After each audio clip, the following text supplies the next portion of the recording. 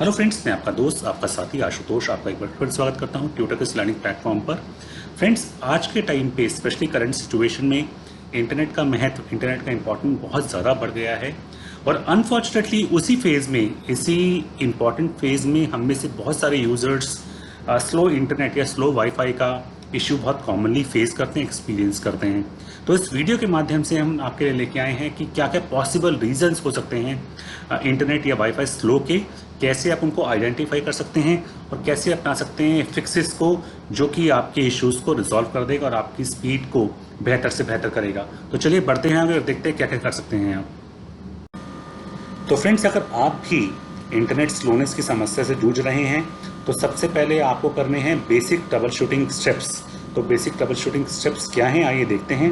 पहले आपको चेक करना है कि आपको ये जो स्लोनेस आ रही है ये किसी एक स्पेसिफिक वेबसाइट में आ रही है या आपको ऑल अक्रॉस वेबसाइट्स आपको सेम इशू आ रहा है। तो आप मल्टीपल वेबसाइट्स खोल के देख सकते हैं और फील कर सकते हैं कि इंटरनेट स्लो है या नहीं है।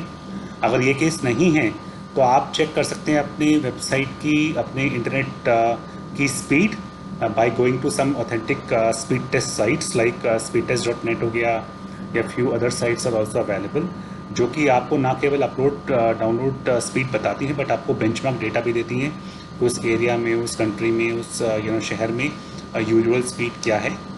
तीसरा जो बहुत कॉमन इशू है और मेरे को लगता है हम काफ़ी लोग हम में से ऐसा करते हैं, हम अपने राउटर को कभी रीस्टार्ट नहीं करते हैं तो ओवर पीरियड ऑफ टाइम उसमें कैशे जमा होता रहता है, वो आपके राउटर को इरिस्पॉन्सिव बनाता है।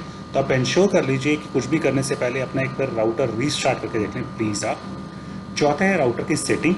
अगर आपको खुद चेक नहीं करनी है तो प्लीज़ आपके सर्विस प्रोवाइडर को कॉन्टेक्ट करिए और चेक करिए आपके राउटर की सेटिंग्स को वो ठीक हैं या नहीं हैं। पांचवा, जो अगेन हम बहुत सारे लोग रियलाइज़ नहीं करते हैं, हमारे राउटर से नोइंगली अननोइंगली बहुत सारे डिवाइसेस कनेक्टेड रहते हैं जो कभी डिसकनेक्ट नहीं होते हैं और बैक एंड में वो बहुत डेटा कंज्यूम करते हैं और बैंडविड्थ कंज्यूम करते हैं। तो आपको इंश्योर करना है कि उनमें से कुछ डिवाइसेस आप डिसकनेक्ट कर देख लें। आपका राउटर सपोर्ट करता है तो उनकी आप बैंडविड्थ थ्रॉटल कर लें और फिर चेक करिए कि इंटरनेट की स्पीड में कोई बेनिफिट है या नहीं है। और अगर आपको फिर भी लगता है कि कोई स्पीड में बेनिफिट नहीं हो रहा तो चलिए बढ़ते हैं अपने नेक्स्ट स्टेप्स की तरफ जो आप ले सकते हैं इस केस में। तो दोस्तों, अगर आपको बेसिक स्टेप्स लेने के बाद भी कोई बेनिफिट नहीं हुआ है तो नेक्स्ट स्टेप होगा आपका आइसोलेट करना प्रॉब्लम को, कि प्रॉब्लम आपके वाईफाई के साथ है या आपके इंटरनेट के साथ ही है। हमें से बहुत सारे लोग कंफ्यूज हो जाते हैं जब इस बात को करते हैं कि वाईफाई और इंटरनेट में क्या फ़र्क होता है, हम कैसे चेक करें इसे। तो चलिए नेक्स्ट स्टेप्स में और देखते हैं कैसे हम कर सकते हैं आइसोलेट इश्यूज़ को। तो दोस्तों, प्रॉब्लम को आइसोलेट करने के लिए आपको करना होगा, आपको चाहिए होगा एक लैपटॉप जो आपके घर पे होगा। इसके अलावा आपको एक लैन केबल और आपको उस लैपटॉप को लैन केबल के थ्रू, जो लैपटॉप आपका अभी तक वाईफाई से कनेक्टेड था उसको लैन केबल के थ्रू आपको अपने राउटर से कनेक्ट करना है। हर राउटर में, मोस्टली हर एक राउटर में ही पीछे लैन पोर्ट दिया होता है जिससे आप अपने डिवाइस को डायरेक्टली विदाउट यूजिंग वाईफाई उस राउटर से कनेक्ट कर सकते हैं। कनेक्ट करने के बाद आपको चेक करना है स्पीड को, देखना है कि कोई स्लोनेस आपके दूर हुई है या नहीं हुई है। आप स्पीड टेस्ट दोबारा से चला सकते हैं और देख सकते हैं डिफरेंस। अगर आपको लगता है कि उसके बाद आपका इशू काफ़ी हद तक ठीक हो गया है, दैट मीन्स आपका इशू वाईफाई में है, तो हम नेक्स्ट स्टेप्स में बताएंगे कि अगर वाईफाई की समस्या के तहत आप क्या क्या स्टेप्स ले सकते हैं। तो दोस्तों, फर्स्ट केस है जहाँ पे आपको लगता है, आपने आइडेंटिफाई किया है कि इशू सिर्फ आपके वाईफाई के साथ है। जब आप लैन पे कनेक्ट करते हैं तो आपको इशू नहीं फेस होता। तो आपको क्या स्टेप्स लेने हैं इस केस में, चलते बढ़ते हैं आगे। तो फ्रेंड्स, ऐसे सिचुएशन में आपके लिए सबसे पहला कदम होगा एनालाइज करना कि आपके वाईफाई की सिग्नल की स्ट्रेंथ कैसी है। इसके लिए आप डाउनलोड कर सकते हैं कोई भी वाईफाई एनालाइजर जो कि फ्रीली अवेलेबल है प्ले स्टोर पे, जो कि आपके मोबाइल या आपके लैपटॉप दोनों केसेस में ही काम करता है। आप डाउनलोड कीजिए और देखिए कि आपकी स्ट्रेंथ, आप जहाँ पे बैठे हैं उधर स्ट्रेंथ कैसी है वाईफाई की, कम है या ज़्यादा है। पॉसिबल है कि आपकी स्ट्रेंथ कम हो वाईफाई के, जिसके कारण आपको स्लोनेस फील हो रही हो। अगर ऐसा है तो क्या नेक्स्ट स्टेप्स लेने हैं, तो बढ़ते हैं आगे और देखते हैं क्या करना है। तो ऐसे केसेस में यूजुअली फ्रेंड्स हमारा जो एक्सपीरियंस कहता है वो आपको बहुत पॉसिबिलिटी है कि आपके वाईफाई की जो लोकेशन है वो ठीक नहीं है। इंश्योर करिए जो भी आपका घर है, जिस भी बनावट में है, जितना बड़ा भी है, आपका वाईफाई किसी सेंटर लोकेशन में रखा हो जहां से वो आपको बेटर कवरेज और बेटर सिग्नल की स्ट्रेंथ प्रोवाइड कर पाए घर के हर कोने कोने में। तो हमने आपको पिक्चर भी दिखाया है, उसके बीच में आपको लेआउट दिया हुआ है।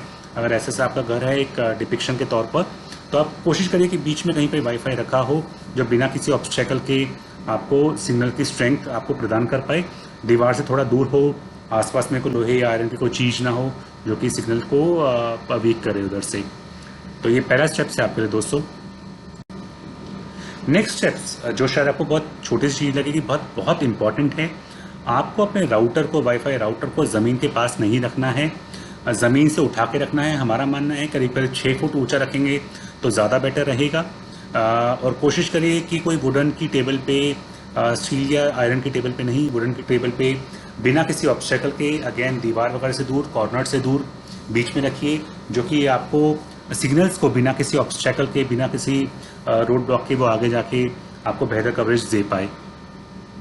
जो नेक्स्ट चीज़ आपको दोस्तों करनी है, और मेरे हिसाब से मेजॉरिटी ऑफ द केसेस में यही इशू होता है वाईफाई सिग्नल के स्ट्रेंथ को कम होने का, कि आपका राउटर किसी और इलेक्ट्रॉनिक डिवाइस के पास, स्पेशली माइक्रोवेव या वायरलेस फ़ोन के पास रखा होता है, जो कि सिग्नल को, उसकी सिग्नल की स्ट्रेंथ को किल करता है। तो इंश्योर करिए कि आपके वाईफाई की जो प्लेसमेंट है वो ऐसे किसी भी डिवाइसेस के, ऐसे किसी भी इक्विपमेंट के आसपास ना हो। दूसरा जो स्टेप लेना है इसी आपको पैरामीटर पे, कि आपके वाईफाई का जो प्लग है, पावर प्लग है, वो मल्टी प्लग से कनेक्टेड ना हो, उसमें और कोई डिवाइस कनेक्टेड ना हो। ये भी आपके वाईफाई की स्पीड को कम करता है। तो मुझे लगता है ये 3-4 जो हमने आपको स्टेप्स बताए हैं, ये आपके वाईफाई के सिग्नल को काफ़ी हद तक इम्प्रूव करेंगे। अगर आपको लगता है कि आपका इशू वाईफाई का नहीं था बट ओवरऑल इंटरनेट में आपका इशू आ रहा है, तो चलिए बढ़ते हैं आगे और देखते हैं कि उस सिचुएशन में आपको क्या स्टेप्स लेने हैं। तो दोस्तों हम आपको बताएंगे कि अगर आपका इंटरनेट ओवरऑल स्लो है, सिर्फ वाईफाई की समस्या नहीं है परंतु आपका इंटरनेट ही स्लो है, तो आप क्या स्टेप्स ले सकते हैं, कैसे डायग्नोज कर सकते हैं और कैसे उसको ठीक कर सकते हैं। तो चलिए बढ़ते हैं आगे।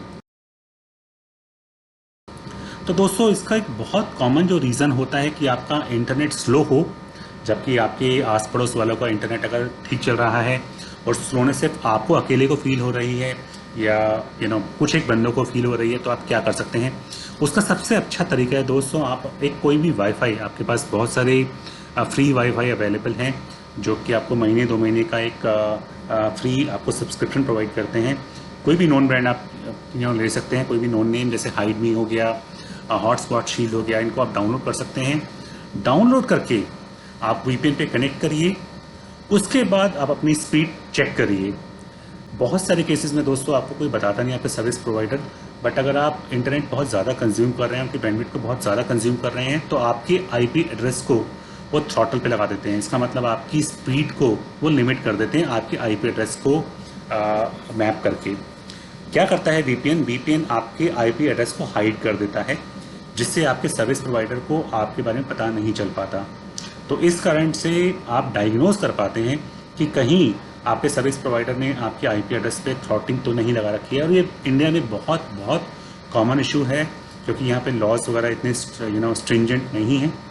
तो इससे आप आइडेंटिफाई कर सकते हैं और अपने सर्विस प्रोवाइडर को, अगर आपको लगता है थ्रॉटलिंग है, तो कंप्लेन कर सकते हैं थ्रॉटलिंग को हटाने के लिए। और अगर आपका इशू आपके साथ स्पेसिफिक है, तो मैं आपको 99% केसेस में बता सकता हूँ कि आपका इशू से रिजॉल्व हो जाएगा। सो थैंक यू फ्रेंड्स, ये था आपके लिए हमारी तरफ से आज, कैसे आप स्लो इंटरनेट की समस्या से अगर जूझ रहे हैं तो क्या स्टेप्स ले सकते हैं, कैसे फिक्सेस आप अप्लाई कर सकते हैं और कैसे इस समस्या से निजात पा सकते हैं, उसका एक छोटा सा वीडियो। मुझे उम्मीद है आपको पसंद आया होगा। तो बने रहिए हमारे साथ और ऐसे इंटरेस्टिंग वीडियोज़ के लिए और ऐसे इंटरेस्टिंग नॉलेज के लिए। तो थैंक यू, अलविदा, गुड बाय, थैंक यू।